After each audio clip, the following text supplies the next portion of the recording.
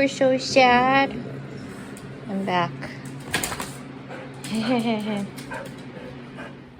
I feel like a little bummed out because I've been trying to contact this client that I work for on July 5th. Today is July 18th. And after, okay, so this is the whole full context, okay? We were texting back and forth. She wanted me to install or mount the shelf. That was like the priority. And then she was also thinking about mounting these two sconces that were not hardwired because I can't do electrical. And I was like, okay, that's fine. And then I was like, at some point, please provide me with your exact address. The day before comes, still have not received the address. I was like, hey, could you send me your address? Because she hired me on Taskrabbit initially, and I said, once the invoice is sent, the address gets hidden. So I really need your address. And I'm supposed to work for her the next morning at like 10, or no, super early, because she wanted me to come before her work shift. And so, which was at 9:30. So I was like, oh, that, you know, I usually don't start my first jobs till like 9, but I made an exception. I said, I'll be there at 7:30. And she was like, fine. So that morning comes around. I think I texted her at like 6, and then I text her again saying like, hey, I need your address. Like, do you still want me to come today? And because like she didn't text me the night before, you know, asking for her address, I was like, oh, maybe she's gonna ghost me. Like, we've been back and forth, but maybe she's gonna cancel, which sucks because I already blocked off the morning to accommodate her. But I was like, whatever, you know, this happens too. So then she texted me like, I don't know, like 30 minutes before I'm supposed to be there, like at 7 or close to 7. She's like, this is the address. I was hoping you'd be here. I closed last night for her job, and I actually don't work till 12, so can you still come? And I was like, at this point, I already have a job at 9:30, and you know, it's gonna take me a while to get there, so I don't think I can accommodate you today. I'm like, I'm really sorry. Schedule a different day to go on the 5th, and I installed the shelf. She seemed happy. It was just around an hour because we were talking after about future projects she wanted me to come back and do. And then she asked, do you want me to pay by check or card? And I said, oh, I'll just send you a link, and then you can just pay with the card, you know, online, like on your own, instead of like me busting it out and swiping it. I just thought that would be easier for the client, so that's what I've been doing. And that evening, I texted her the link to process payment. She didn't do it. A week goes by. I said, hey, if you have any troubles, let me know, processing payment. And then I texted her on Monday, which was yesterday, and I said, hey, still haven't received payment. If you want to do it some other way, or actually I said, please let me know when I should expect payment.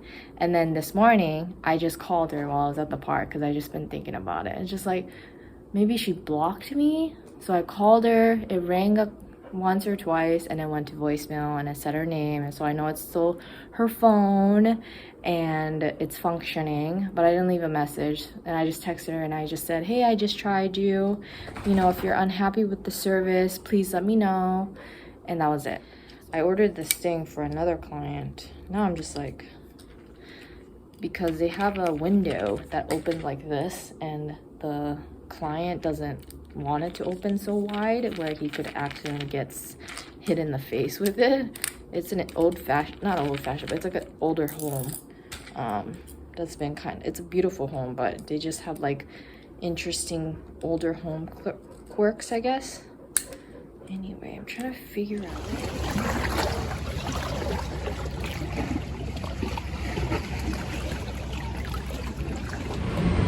Here for flip toggles. Oh wait, yes. Hello. It's Saturday morning. I woke up early because I went to bed around 10:30ish, passed out, so tired. I have not washed my hair in not too long, maybe like 2 days or something. But yesterday I drilled into metal joists 8 times, and I'm not, you know, just compare. If you're drilling into the ground, you can put you can use gravity to your advantage and put your whole weight onto your drill and drill through, you know, thick metal. And I have the correct bit for it, so that makes it a little bit easier. I am set for success, but just using my shoulder and arm strength is just really difficult for me to puncture through metal over my head. So what I did for 7 times, the first one I did with just my arm strength and realized, holy crap, this is gonna take me a really long time. I had this idea, I'll get on my last and highest step on my ladder so that I can get as much core strength as I can, and instead of using just my arms, I use my thigh strength to push against the drill with my shoulder. There's probably a bruise there now that I'm thinking about it. I don't know. My left shoulder is surprisingly stronger than my right. I did the last 3 or 4 holes with my left shoulder and I was actually faster. Oh, look at those. Yeah, the bruises. This is what I'm talking about. What do you call this? It smells so bad when you cut it. So I went to Walmart and I actually found one for $5.88. And the Walmart that I go to, or this is the only Walmart that I know of at this end, and it is, I don't even know why, it is the sketchiest Walmart ever, and I feel like it got more sketchy since I moved back. They sell guns there too, which is insane to me. I saw people lining up to buy guns the other day, which like just blows my mind. I've never held a gun before. I'm not like strictly against guns. I'm strictly against guns in school and arming teachers, not to get all political.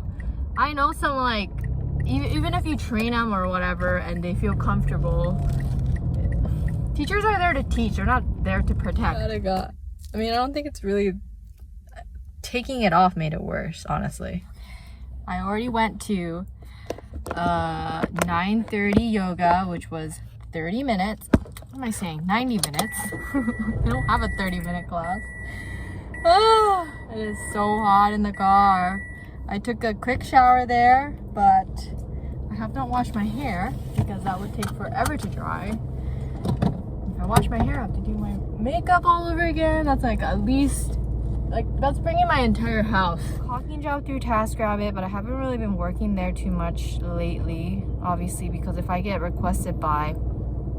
contacted by someone that wants to hire me directly, I'm obviously going to prioritize them over any Taskrabbit clients. Just like when I temporarily work for an employer while still doing Taskrabbit, or like kind of holding on to the general contractor as a personal assistant before going full-time as a handywoman, you know, like prioritizing all my free time to handiwork and working for myself. Like, it's hard to completely let go, but I know let go of Taskrabbit because there are slow days, but I like to get there. Like, there's nothing wrong with Taskrabbit, but the thing that I want to distance myself from is just me being a part of a whole conglomerate. Is that the right word? Like, some clients don't understand that we are complete independent contractors. We don't know one another.